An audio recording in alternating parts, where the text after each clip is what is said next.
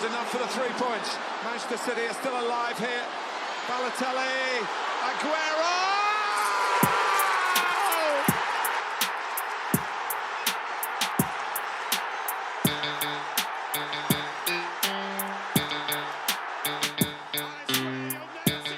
Hello everyone, welcome to another episode of The Football Therapist. I'm your host, Ramy. Once again, I have Haytham and Yehia here, and we're about to cover all of these interesting topics that have happened over the last week or so. Quite a few interesting games that we saw, quite a few interesting topics that have been bandied about the media. We're going to cover all of that.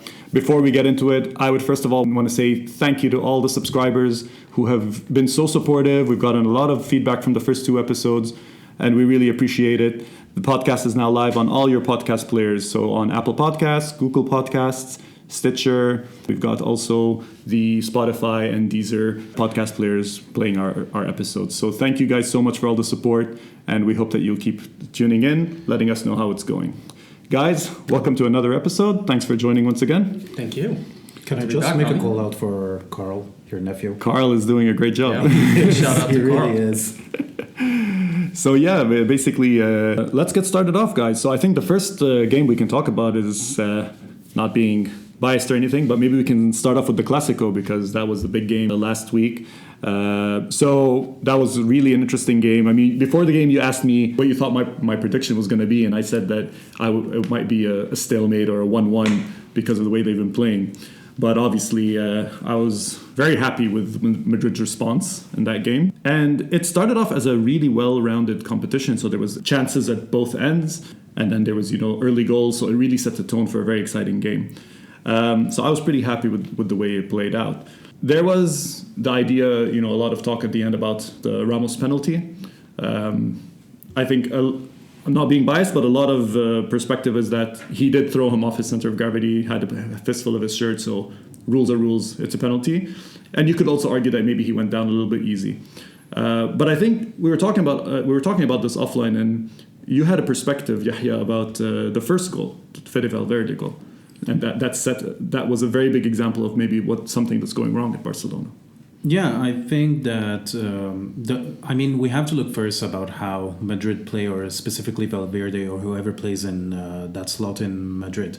And basically, once you start attacking, you do have that midfield runner coming and joining the attack, just exactly for scenarios like the one where he ended up scoring the goal. But if you watch it again, the one thing that is glaring is the fact that Busquets didn't actually track back with him and just completely stopped in his tracks. So suddenly you went from a situation where each Barcelona defender is covering somebody to a random runner coming in completely free, and that's how he ended up getting the ball and actually scoring. So it might be an indication that, Busquets is just getting too old. Yeah. He's incredibly good with the ball. He's still one of the best, when you're playing possession football going forward, but defensively he's just such a huge liability. Yeah, I definitely think that Busquets has lost a step, as they say. He's always, the junkyard dog. He was cleaning everything up inside. He was a very vital cog in that Barcelona squad that won so many titles. But watching the games now, you definitely feel that he's maybe one step slower, and he's getting there. And I don't think it's just about the issues or whatever. His age is starting to show. But I don't even know if it is that he's lost a step or that he's just not bothered running anymore. He doesn't have the stamina. Yeah. Because it's one thing if Valverde was faster than him, which he probably is. Yeah. And it's a completely different thing than he sees Valverde running into the box and he just stops. Yeah. Valverde, look, the thing is, Valverde is an extremely energetic player. He's extremely quick. He fights like a pit bull for every ball. So he's got that energy that, Busquets just does not have anymore. So to your point of whether he lost the stamina or whether he's lost that drive, he was really like two extremes of him on Fede when Fede made that run, because there was no way he was going to catch him. Yeah, I just think honestly that if you are playing against not just Madrid, any big team, you shouldn't have a defensive midfielder that isn't tracking back in... What minute was the goal? It was early. It was like eighth it's minute. not. You can't 1-1 even, at 8 minutes, I Yeah. believe. right? It's the You eighth can't minute. even use the excuse of it's 70 minutes. He's Actually, tired. they were both very well crafted goals on both sides. Like Yeah. the Yeah, passing, it the was. setup, everything, and the finishing. Yeah, They were. I mean, like the Madridista and me obviously like got all up like, Ramos like let Fati through, but that was a really good run from Fati. It was, Like, yeah. I can't fault him. You're absolutely Special. correct. They were both training Special ground kid. goals. Yeah, They were. But the cherry on top was Modric's finish at the end. I mean, I just stood up and started applauding. I mean, That as a was- neutral, that's filthy. just it was filthy. It was Was just he playing around or was he just panicking? Because sometimes players do that when they're panicking and don't know what to do. with No, I mean, Modric's look, experience. the thing about it, yeah, Right? exactly. Yeah, I don't Modric's experience, he he knew was able to keep exactly his what he head, was doing, Yeah. and in my opinion. he knew exactly what he was doing with his experience. He knew that Benzema might sky it on his left. But he had the opening. He's like, I just need to like craft that opening, and he is one of the best outside of the boot passers and shooters. So in the are you game. saying that Modric wasn't giving the ball to Benzema on purpose? I don't know. Sounds Actually, like. Speaking of which, do you want Speaking to? of which, We're gonna get to that when we talk about. we will get Champions to League. that. So I think Locker room talk. we can wrap up the Clásico, but just maybe we have to talk about the Ramos penalty though. Yeah. So I know your thoughts on him. I know, but I'm going to ask you to be as neutral Okay, as possible. So let me put it this way. Was it soft? Let me put it this way. Yes, he dove, and this is saying that I just saw the replay of the penalty once and very quickly. I did not feel like pulling the shirt. Like I felt Ramos was standing on his ground. But you've seen it several times. And you've mentioned that no, he was actually trying to move a different way and he got stopped in his tracks. If it is like what you are saying, where he was actually trying to, get somewhere and got stopped because the shirt got pulled, definitely it's a penalty. Yeah. But from what I saw, and which is just quick 2 seconds, he seemed to just be standing his ground. Right. So, and in that case, I don't think it's a penalty. Yeah, I mean, look, from my perspective, is that he was smart to go down because he knew that he could get the penalty But from he looked it. hilarious, no? He looked hilarious. I mean, the flailing of the arms. Yeah, he looked too Look, he funny. was smart in going down, but for me it was a penalty. Why? Because he was hustling for position with Langley, right? He went towards goal. Langley went with him. He dummied him and he moved back. So he was trying to get back into the center to take an off-balance header in, and he was in position to do that. In that split second, when Langley realized that he lost him, he grabbed his shirt. So Ramos trying to move backwards to get into position, to a good position to head the ball, he was deterred by the shirt pull. So that's why for me, if we're going to look at it, he denied him a chance to get at it, so it's a penalty. That was my perspective. It goes back to what you were saying. The fact that he was moving, that's what determined it being a penalty. So but obviously then again, we can move on to the Champions League because then Real Madrid dropped points against Monchengladbach. But the thing is, I was extremely, extremely annoyed after that game. But looking back at it, Madrid did not play too badly in that 2-2 draw with Monchengladbach. First of all, Monchengladbach are a solid team. I think their coach has been doing quite a good job. I did not expect it. In transition, they were extremely dangerous. But then again, they only really had 2 clear chances, and they made the best of it. Madrid had 11 shots, and only 2 of them were really dangerous. Asensio hit the post, and Modric and Hazard coming in, that really changed the game. And they got the two equalizers in the dying minutes, and they could have gotten a winner, but there was a VAR goal that was chalked off by VAR. So how was Hazard then? It was a positive outing for him. He got on the ball. He had, I think, more dribbles or more passes than the team, and he only played as a sub. So he was getting into the game. He looked good. He's stating that he feels good. So really, I hope that his injury issues are behind him. But then him and Modric just changed the game coming in. The issue remains to be, one of the main issues remains to be Vinicius's finishing, which brings us to the point that you were hinting about, is that whole post-game debacle about the footage of Benzema telling Mendy about Vinicius, he's playing against us, he's playing on his own, he's killing us, don't pass him the ball. to him. Yeah. Haytham Not- pass the ball to Ramy. You're right. But look, for me, I don't think it's as scandalous as the media have. but made it as out the to third be, captain sure. of a club, Right. you're supposed to be supporting the young players. You are, yeah. So for me, just like, yes, he said it. I in mean, the yeah, heat it's of the immature. moment. Yeah, definitely, it's something that you would hear on, your high school playground that we used. Look, he But, said it I mean, he said it in the heat of the moment, and then apparently they cleared the air later on, which is good. But it should never have happened in the first place. So that's what I'm wondering because, I mean, none of us are French, right? But is that kind of harsh tone normal between French people? I don't think it's about French people. I think No, I mean basically on a football pitch. casually. If you're talking to your friends in France, is it normal to say to be very, very aggressive? I don't know. I can't state on that, but I don't think. But what I do think is that it's not just with French players. It's just players in general of his stature who are trailing in an important game and their butts are on the line. He was under a very high pressure situation and he stated it out of anger. Maybe it's something that you actually say to players, but as spectators we don't catch up on it. I'm But sure a lot of such talk happens in the tunnel or in the locker room, etc., and not all of it is picked up. This just happened to be picked up, and the fact that it's from a very high-profile kind of player. And it was picked up by telefoot cameras. Who there was that whole talk about the whole Benzema France national team debacle that they're just trying to make him look bad. Yeah. But he just went out and he said, I don't care about all this. You guys keep barking. Or he put out a post saying, while the dogs are barking, the number 9 is just listening or something like that. So he kind of just sort of downplayed the whole thing, and then Zidane downplayed it and said that these guys have already spoken. Yeah. And anyways, after the whole thing, you could see Mendy and Benzema and Vinicius right after it on the pitch having a discussion. So I do think he went up to him straight up and said, "Look, this is what I'm saying because you really need to do this, because we're in a deep hole here, and he has to work on his finishing. He's a very good player, extremely bright future, great dribbler, but his end product needs to improve." Okay.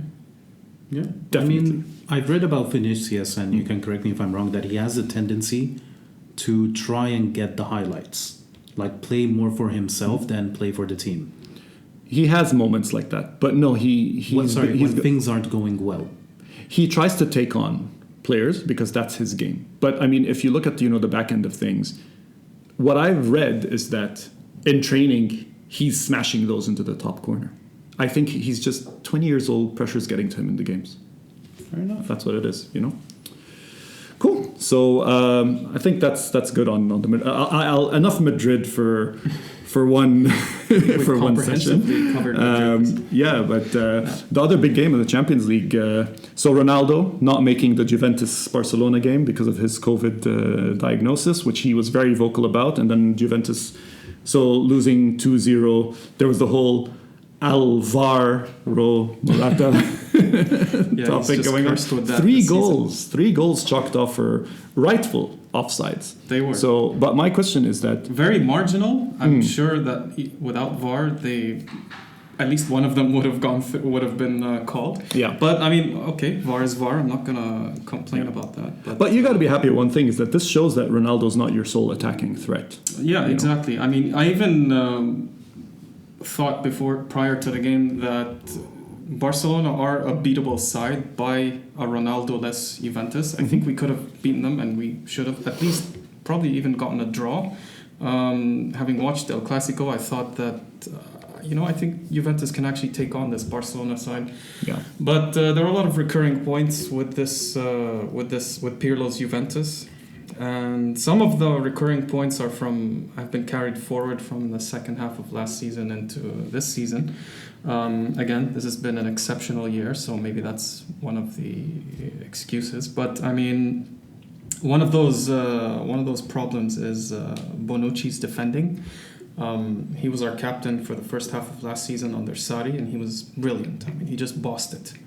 No matter what the rest of Juventus fandom say about him, he gets a lot of hatred. He gets a lot of flack given his history.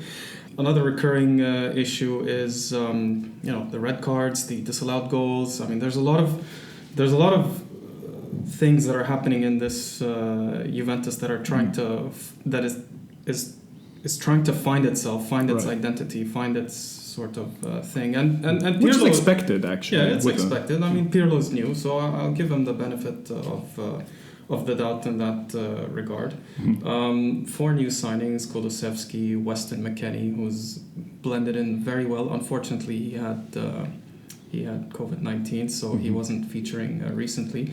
Federico Chiesa, who was the last signing, who's still kind of trying to be integrated into the squad. And obviously Morata, our new old player, who settled in really well.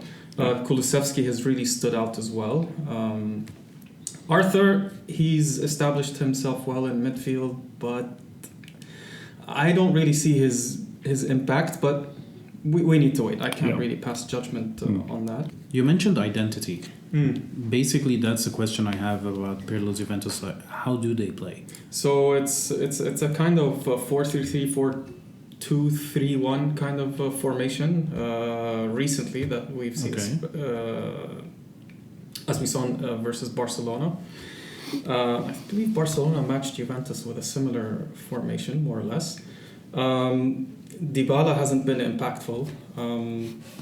I don't know. I mean, Sarri ball was all about the triangles, the fast passing, what's it called? Very zonal marking. So we conceded a lot of goals. But towards the end of the second half of the season, especially the sort of COVID era, was just horrible. Yeah. And that form, I mean, we're still seeing flashes of. I'm still seeing moments of that. Barcelona's first goal, there was just a complete lack of marking on Juve's left side, which was Danilo's side. So I'm not going to scapegoat Bonucci. But again, the recurring theme that I'm seeing so far as Juventus' weakness is costly errors. So Juventus may commit one error and it's just costly. So a lot of in every game, a team commits an error or 2 or 3, but either the goalkeeper saves their butt or something. Courtois. Yeah, something like that. But in our case, it's been quite costly. And unfortunately, with Chiellini not really in full form, and Bonucci being there, he's the obvious scapegoat here. So I just wish he can step up like he did in the first half of last season when Chiellini was out, because he was amazing. He was Look, the Barcelona game was a really eventful game actually. The thing about you could argue and say Morata was very unlucky, but 3 offsides, and for me, I tell you something from his Madrid days. Back then, he had a tendency to venture offside a lot. Barcelona are a really strong team in playing an offside trap, but I always used to attribute it to him being inexperienced, young, something that he'll pick up with time, because young players tend to get excited, بتحمسوا, and they run forward and then they get hit with an offside trap. But he is now considered an experienced player. I would expect by now that he should have gained enough experience to learn how to measure that. You're right. So to get 3 offside goals, time his runs to perfection. It's I mean, I don't know.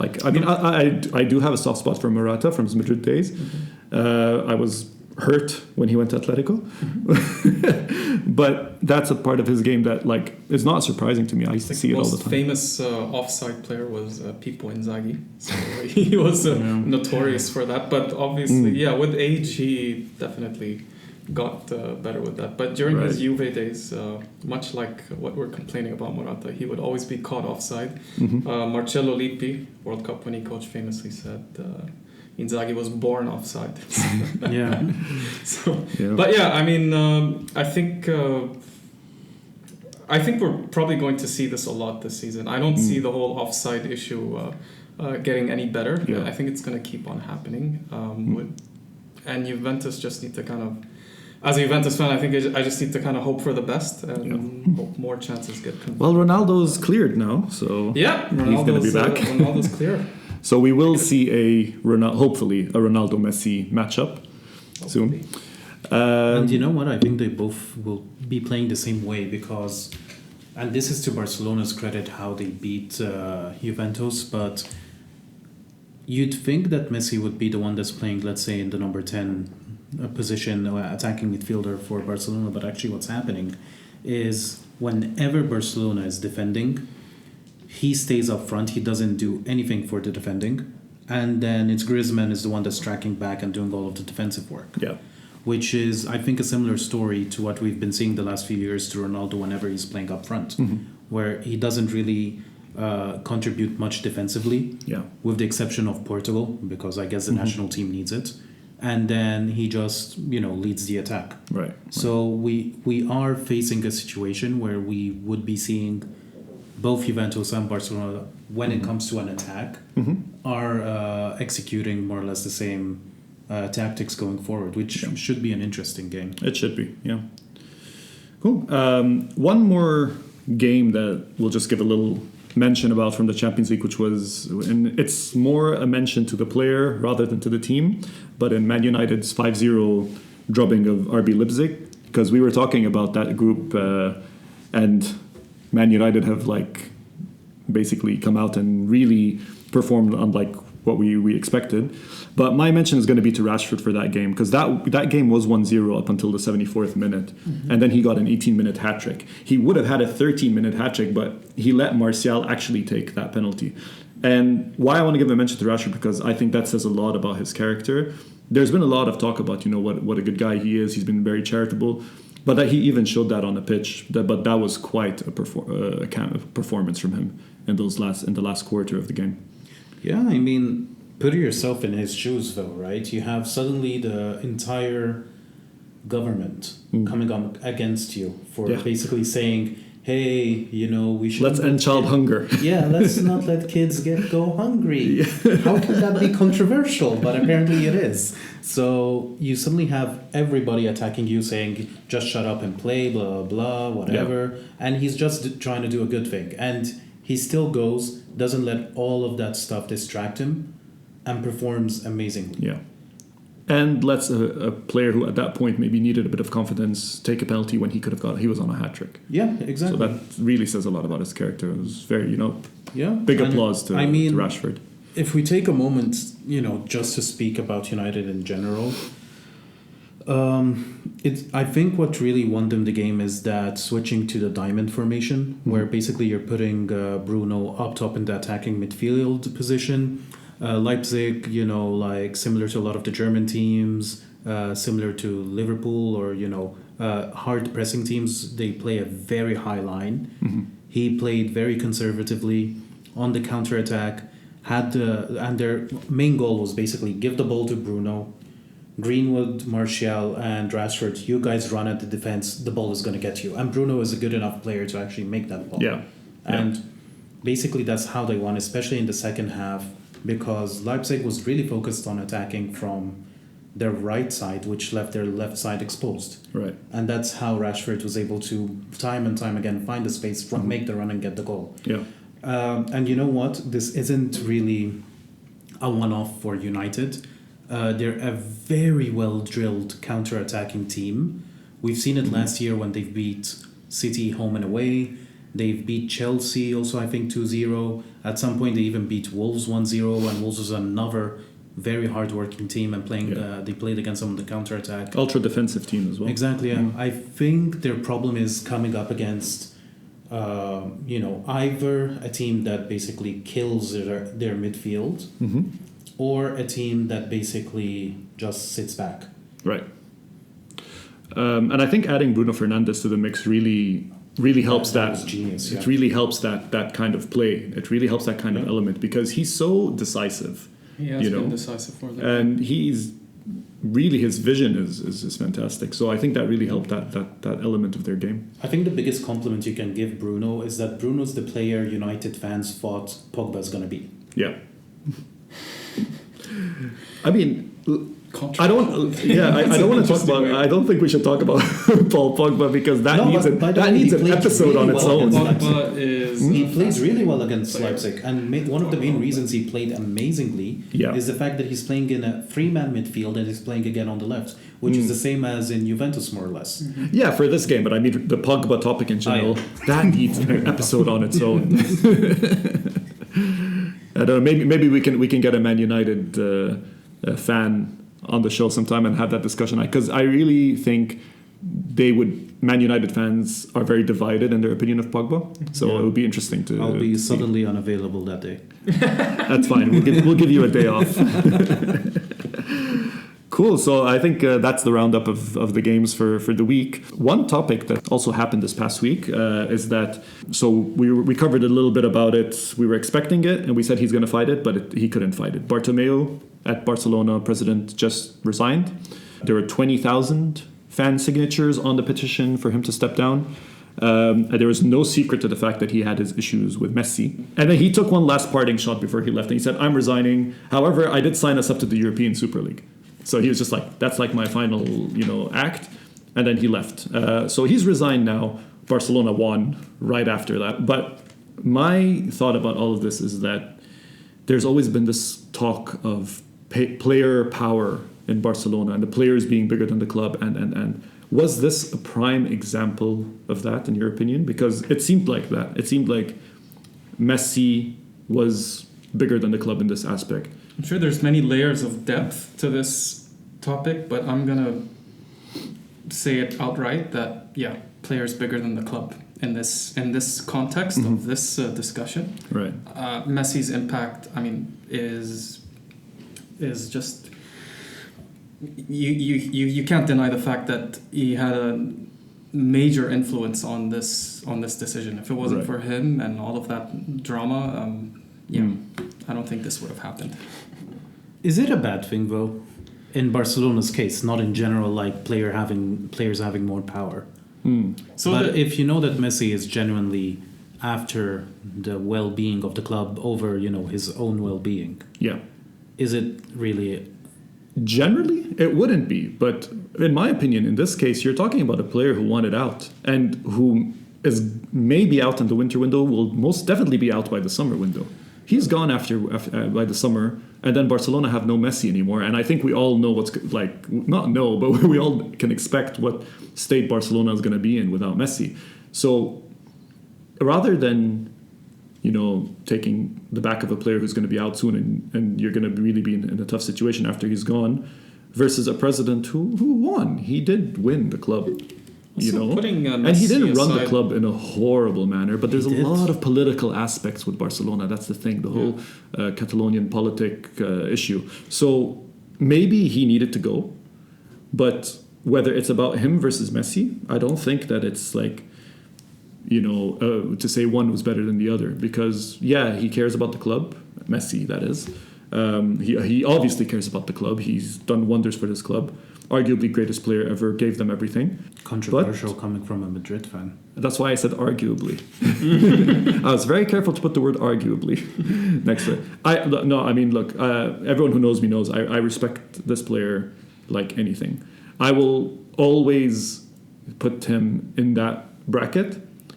Personal opinion, yes, for me, Ronaldo is the best ever, but you can't deny what this guy's done, and you can't deny the natural talent he has and what he's done for this club. Without him, and arguably without Xavi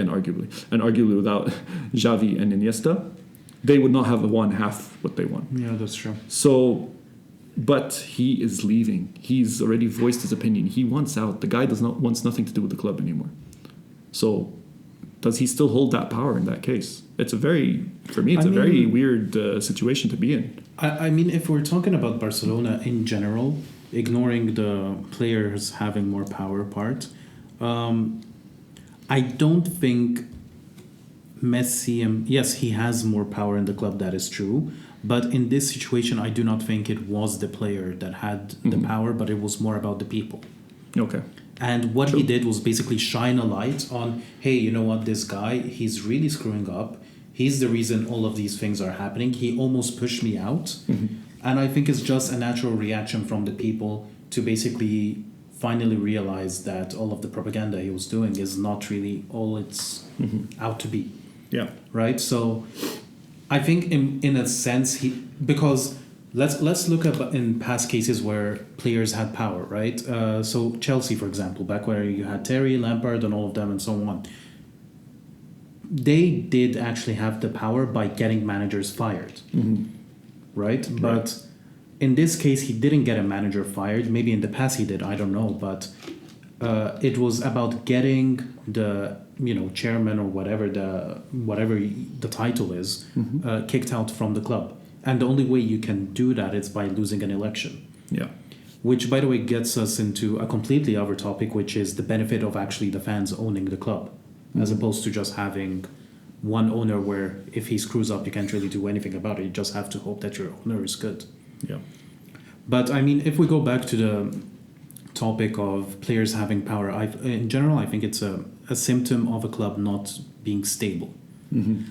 So I think you see that trend where if a club keeps changing managers over and over and over again, but the same set of players are there, it is natural that you start seeing that the players have more power or more decision-making abilities. We've seen it in Chelsea, actually up until Lampard joined. I think Juventus was under threat of getting to that point up until Pirlo came. And, we're seeing it now in Barcelona. Koeman has been there for 1 year, the guys before him 1-2 years max. It's natural progression until you get somebody that's either going to stay there for a long while, or maybe that's actually a good argument to bring in Xavi, because none of those players are going to try to speak or get Xavi fired, because it's Xavi. Kind of the whole idea of bringing in the club legend who they have the respect for. Exactly. The Zidane at Madrid, Pirlo at that's actually Juventus. another good example. As well, because they tell you, like, when Zidane came to Madrid, it's just that the players put their heads down. Yeah. They're like, holy crap, this is Zinedine Zidane. He's my coach now. I grew up idolizing this guy. He's won it all. I need to, stay quiet and listen, right?